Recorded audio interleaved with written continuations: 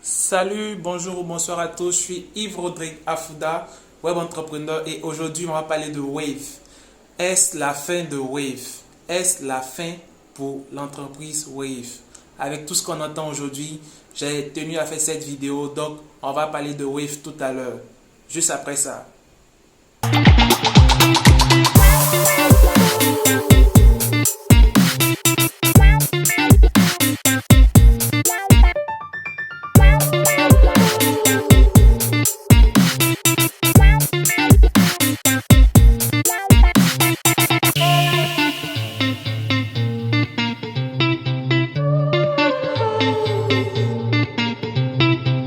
Ok, donc nous revoilà pour parler de notre sujet du jour, à savoir Wave.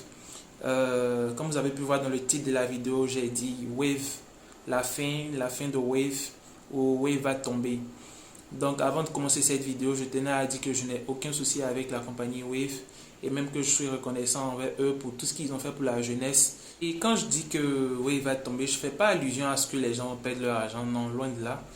Je parle en termes de rester sur le marché du mobile money, de rester leader comme ils ont commencé à le faire. Parce que là, ça chauffe. Les autres réseaux ont commencé à répondre à toutes les attaques de Wave, bon, des attaques entre guillemets. Et là, ça va vraiment être compliqué pour Wave de rester vraiment leader sur ce marché-là du mobile money. Donc j'ai trois points que j'ai pu remarquer depuis le lancement jusqu'à maintenant qui me font croire que ça sera difficile pour eux de rester sur ce marché du mobile money. Donc pourquoi j'ai mis dans le titre Wave va tomber. Donc on va parler de ces trois points-là dans notre vidéo et on va commencer directement par le premier point qui est le pourquoi de Wave. Alors dans cette vidéo je veux parler du pourquoi de Wave. Quand je parle de pourquoi, je parle du but principal de Wave. Personnellement, j'ai pas vraiment ressenti le but de Wave dans leurs différentes communications à leur lancement et jusqu'à présent. Quand je parle de pourquoi, je veux parler, comme je l'ai dit, du but. Et généralement, pour ce genre d'entreprise, ce sont des buts qu'ils se fixent et ces buts-là attirent directement des fans, des clients. Voilà.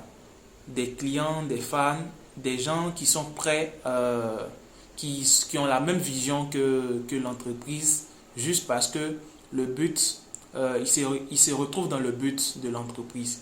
Il se retrouve dans le pourquoi de l'entreprise. Voilà, donc le pourquoi de Wave déjà n'a pas vraiment été vraiment perçu. En tout cas, pour moi, ça n'a pas été vraiment perçu.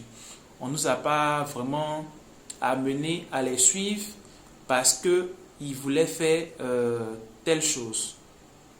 Je pense bien qu'ils sont venus directement avec pour stratégie de casser directement les prix et d'attirer le maximum de personnes. D'où le deuxième point. Le deuxième point, c'est le prix. Wave s'est basé plus sur les prix pour avoir des clients.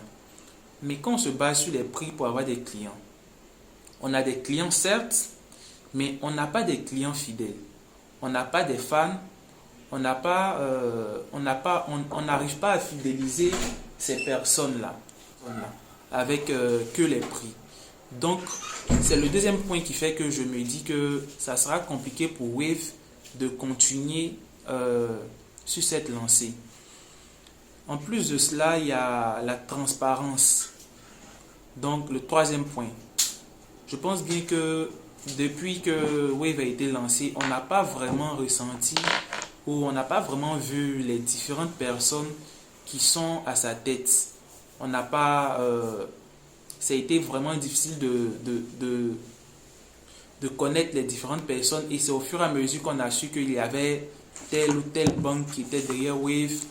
On ne savait pas, tout le monde se posait les questions mais pour savoir, mais avec 1% de frais, comment ils font pour vivre, qu'est-ce qu'ils font derrière, qu'est-ce qu'il y a derrière, vous voyez. Donc, toutes ces questions-là, ça crée une zone d'ombre qui fait que c'est un peu compliqué. c'est un peu compliqué de faire directement confiance. Donc, tout ce qui fait que les gens ont suivi Wave, ce n'est que le prix de leur transaction. Le prix de leur transaction uniquement. Donc, ça rend les trucs compliqués. Donc, là maintenant, on est à une étape où les autres réseaux ont commencé à répondre aux attaques, comme je l'ai dit en guillemets, aux attaques de Wave. Et ça va devenir intéressant.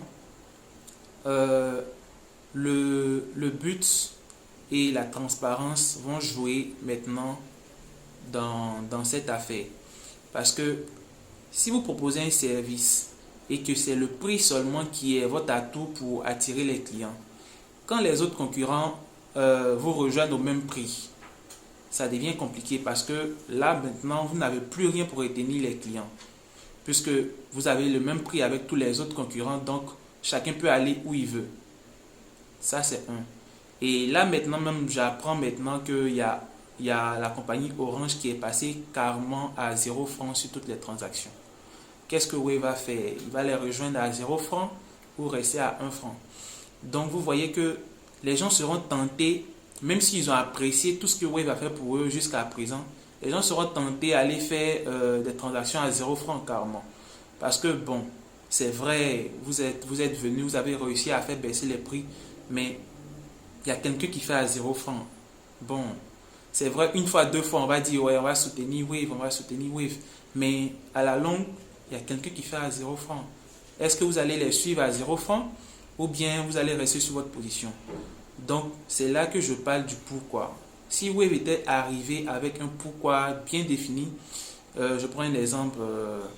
Si Wave était venu avec le pourquoi, donc le but de dire qu'ils étaient venus pour aider la population, aider les pauvres, aider les gens à être égaux, par exemple, et que ce but-là était utilisé comme message de campagne depuis le début, toutes les personnes qui sont dans la même vision que Wave allaient directement s'attacher à eux, sans même regarder les frais de dépôt et autres ça. Donc ils allaient avoir automatiquement des fans que des clients.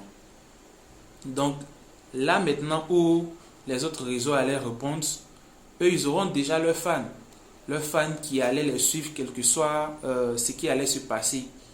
C'est vrai qu'actuellement on voit plus que ce sont les personnes même qui sont déjà à Wave qui essayent de faire remonter le truc, qui essayent de créer un blog pour dire oui on doit soutenir Wave parce que s'ils partent les autres réseaux vont revenir à leur prix. Mais vous voyez que ce sont les quelques fans qui sont en train de faire ça actuellement. Mais si c'était un truc au plan, c'était encore plus général, ça allait être encore plus simple pour Wave. Wave n'allait même pas forcer pour garder ses clients.